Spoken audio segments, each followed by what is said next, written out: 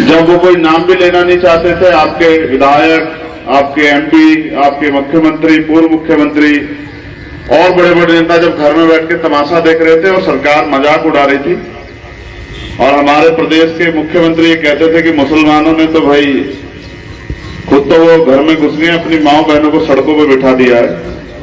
एक ऐसा समय जब रोज कहीं ना कहीं से खबर आती थी कि जुल्म जाति अन्याय हो रहा है, और हमें अपने मुल्क में ऐसा लगने लगा कि भाई हम जिस मुल्क के लिए सब कुछ कुर्बान कर रहे हैं, जिस जमीन को 5-5 बार सहायता करते हैं, इस मुल्क में हमारा कुछ है भी या नहीं है, हम अपने मुल्क में पराया सा खुद को महसूस करने लगे।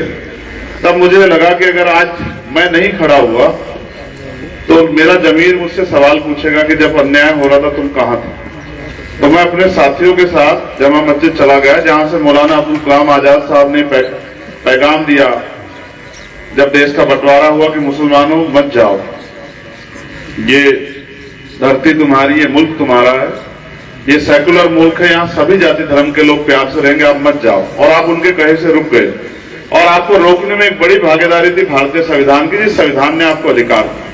लेकिन आज की जो सरकारें बैठी हैं वो संविधान को खत्म करना चाहती है, क्योंकि वो संविधान तमाम तरह की आजादी देता है, भाईचारा पैदा करता है, आपको मुझे आगे बढ़ने का अधिकार देता है, सार्वजनिक जगहों का, सरकारी उपकरणों का प्रयोग करने का अधिकार देता है, वही हमें पढ़ने की आजादी देता है, वही हमें घूमने की आजादी देता है, वही हमें नौकरी करने की आजादी देता है, वही हमें रोजगार करने की आजादी देता है, यहां तक अजान से लेकर तमाम तरह की जो धार्मिक आजादी है वो संविधान हमें देता है। आज भाजपा आरएसएस की नजर उस संविधान पर गिद्ध की तरह है, और वो संविधान को चाहती है कि संविधान खत्म हो जाए, मुल्क में गुलामी आ जाए। इसके लिए उन्होंने बड़ी तैयारी की है कि इसका देश का सारा बिजनेस, आज तो छोटी दुकानें हैं गांव में, लेकिन बड़ा सारा बिजनेस उन्होंने चंद पूंजीपतियों को सौंप दिया है। एक दिन ऐसा आएगा जैसे अंग्रेज आए थे ईस्ट इंडिया कंपनी के रूप में, कि आपको एहसास भी नहीं होगा, आपकी छोटी छोटी सारी दुकानें बंद हो जाएंगी और हम लोग बिजनेसमैन लोगों पे आधारित हो जाएंगे, उन्हीं के बड़े बड़े मॉल होंगे और हमें हर चीज वहां से खरीदनी पड़ेगी। अगर वो मॉल एक दिन बंद हो जाएगा तो हमारे बच्चों को खाने के लिए रोटी और पीने के लिए दूध और हमको जरूरत का सामान नहीं मिलेगा, हम उस पर अधीन हो जाएंगे। ये एक पॉलिसी है, किसी भी देश को अगर कमजोर करना हो, गुलाम बनाना, तो उसके बिजनेस पे कब्जा कर ले। और फिर अग्निवीर लाके सरकार ने देश की सेना को कमजोर कर दिया कि 4 साल के लिए हम लोग अग्निवीर बनाएंगे। ये तमाम षड्यंत्र इसलिए है कि देश का नौजवान और इस देश का हर तबका कमजोर पड़ जाए, और चंद पूंजीपति और चंद ताकतवर लोग मिलकर देश को चलाएं, जैसा अंग्रेज चलाते थे ऐसा ही आपकी सरकारें चलाएं। लेकिन इसको रोकने का प्रयास भी हमें करना है, और हम लोग बड़ी जिम्मेदारी से लड़ाई को लड़ रहे हैं। चाहे मौलाना कलीम साहब के साथ जो अन्याय हुआ हो, हमारे एक बहुत सीनियर नेता रामपुर वाले आजम भाई के साथ अन्याय हुआ हो, चाहे तबलीगी जमात का मामला हो, चाहे दिल्ली में गुरु घर तोड़ा गया उसका मामला हो, चाहे SC/ST एक्ट का मामला हो, चाहे रोस्टर का मामला हो, चाहे किसी गरीब पे, कमजोर पे, चाहे नासिर जुन्नैद की वहां हत्या की गई राजस्थान में पीट के हरियाणा में लाके, चाहे तबरेज का मामला हो, जहां भी कोई अन्याय हुआ, मणिपुर का मामला, हम लोग लड़ते रहे। लेकिन अब मुझे ऐसा लगता है कि जिन लोगों को वोट देके आपने भेजा उनकी बहुत ज्यादा जिम्मेदारी बैठती है कि वो आपको सड़क पे ना आने दे, वो उस लड़ाई को खुद लड़े, वो आगे खड़े होकर अपनी आवाज उठाए, सवाल करे कि मैं इतने लोगों का प्रतिनिधित्व करता हूं, उनके साथ अन्याय क्यों हो रहा है। जो देश की संसद जिसमें ताकत है, जहां जवाब देना पड़ता है सरकार को, वहां बोले। लेकिन बुरा यह हुआ कि आपने अपनी राजनीतिक ताकत उन लोगों के हाथ में दी जो सिर्फ आपसे चुनावी समय में आके मिलते हैं।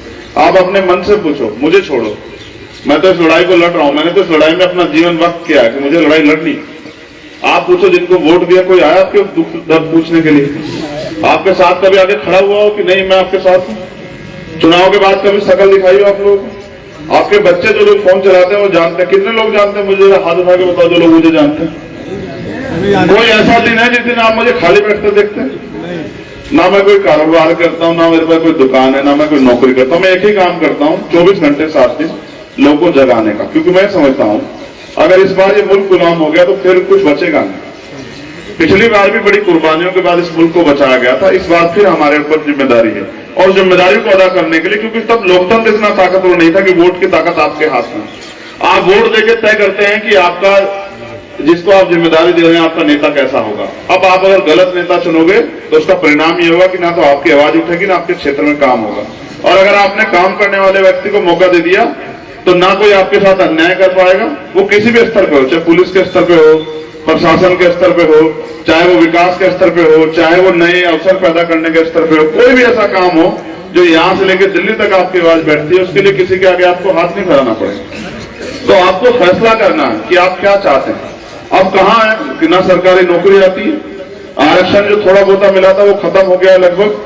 जो लोग नौकरी कर रहे हैं उनको निकाला जा रहा है। तो हमारे पुलिस के भाइयों को भी नहीं पता कब इन पे तलवार गिरेगी, कब इनको कह दिया जाएगा चलो 50 साल हो गए घर बैठो। अभी कोई भी सुरक्षित नहीं है, नई नौकरियां नहीं आ रही है। इन्होंने भी अपने बच्चे पढ़ाए होंगे, आपने पढ़ाए होंगे, कहीं नौकरी मिली क्या कोई नौकरी? नौकरी आती है पहले तो आती नहीं आती है तो पेपर लीक हो जाता, फिर उससे भी बच जाते हैं तो आरक्षण घोटाला था। जो दलित पिछड़े जो मुसलमान है, बैकवर्ड मुसलमान, वो तो बेचारे रो रहे हैं। अब सवाल ये है कब तक रोते रहोगे?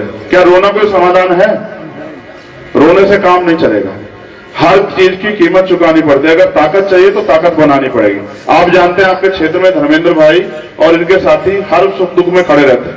किसी की भी कोई समस्या होती है उसकी आवाज बनते हैं। जितनी ताकत हम पे हम लड़ रहे हैं, लेकिन अगर आपने इस ताकत को बढ़ाने में 1 इंच भी योगदान दिया तो मैं आपको विश्वास से कहता हूं, वचन देकर कहता हूं कि आपकी आंखों में आंसू नहीं आने दूंगा, आपकी लड़ाई लड़ूंगा जिम्मेदारी से। आपको कमजोर नहीं पड़ने दूंगा। देखो मैं आपको ये नहीं कहता कि मैं एकदम आपको करोड़पति बना दूंगा, ये संभव ही नहीं है ना। ये पैसा तो सारा लूट मचाई कर लिए नेताओं ने। ये तो जो ताकतवर लोग हैं उनकी जेब में, बिजनेसमैनों की जेब में चला गया। लेकिन मैं आपको ये लिख के कहता हूं कि जो दुकानें आपकी खुली है, जो व्यापार आपका चल रहा है, मैं इन पे किसी को आंख नहीं उठाने दूंगा, आपके अधिकारों को छीनने नहीं दूंगा, आपको अपमानित नहीं होने दूंगा। जो थाने कचहरी में आपके साथ शोषण होता है वो नहीं करनी। इतनी ताकत तो अभी भी है ना मेरे अंदर, जानते हो आप लोग। आपको लगता है कि मेरे रहते कोई आप पे आंगुली उठा देगा क्या? आप बताओ मुझे ईमानदार से। देखो अभी तक तो मैं समझ रहा था सड़कों से जीत जाएंगे, लेकिन खाली सड़कों से नहीं जीतेंगे। अगर हम सड़कों पे लड़ते रहे तो सदन में ऐसे निकम्मे लोग बैठे रहेंगे। बाबा साहब अम्बेडकर ये कहते थे कि राजनीति में हिस्सेदारी न करने का सबसे बड़ा दंड ये है कि अयोग्य लोग आपके ऊपर शासन करते हैं। अगर आपने एक भी नेता बनाया होता तो आज आपको यहां बैठ के अपना समय नहीं खराब करना पड़ता। अगर आपने एक भी नेता बनाया होता, नेता वो होता है जो आपकी पीड़ा को आपसे पहले जानता है और आने वाली जो समस्या है उसके इलाज के लिए अपने आप लड़ता है, आपको नहीं लड़ने देता। तो मैं तो कोशिश कर रहा हूं कि भाई इन लोगों से आप बचें और आप अपने काम करने वाले साथी को मौका दें। मैं किसी को बुरा नहीं कह रहा हूं, सब अच्छे हैं। आप कहो मैं किसी पार्टी को, नहीं मैं नहीं कह रहा हूं बुरा, मैं आपको ये सच कह रहा हूं। आपको तो ये भी नहीं पता जिसको आपने एमपी बनाया वो कौन सी पार्टी में रहेगा। आप देख रहे हो कैसे बदल रहे हैं लोग। जिसके गले में सीबीआई इनकम टैक्स का छापा आता है वो अगले दिन पार्टी बदल लेता है। और कौन आदमी किस पार्टी में रहेगा मुझे नहीं पता। मुझे एक बात पता है, मैंने अपना जीवन इस बात के साथ शुरू किया था कि जब तक मैं जीऊंगा इस लड़ाई को लड़ता रहूंगा, भारतीय संविधान की रक्षा करूंगा। क्योंकि यही संविधान, आपको याद है एनआरसी में हमें क्या बचा रहा था? इस देश का संविधान जिसका आर्टिकल जो है आर्टिकल 5 ये कहता है कि देश में आजादी के पहले, जिस दिन आजादी मिली उस दिन से जो है वो इस देश का अपना रहने वाला नागरिक है, उसकी नागरिकता कोई पूछेगा नहीं। ये संविधान हमें दे रहा था अधिकार। ये संविधान हमें अधिकार देता है कि हम यहाँ लगे मंच लगा के बोलें। ये संविधान हमें अधिकार देता है कि हम इस मुल्क में पढ़ लिख के आगे बढ़ें। ये संविधान हमें याद देता है कि हम अपने धार्मिक काम करें। लेकिन आज बताओ कहां है? आप यहाँ करके तो देखो कोई धार्मिक आज आपको परमिशन मांगनी पड़ेगी। परमिशन अगर के बगैर करोगे तो मुकदमे लग जाएंगे। अच्छा है परमिशन के बगैर ना करें, लेकिन परमिशन पे सबका अधिकार होना चाहिए।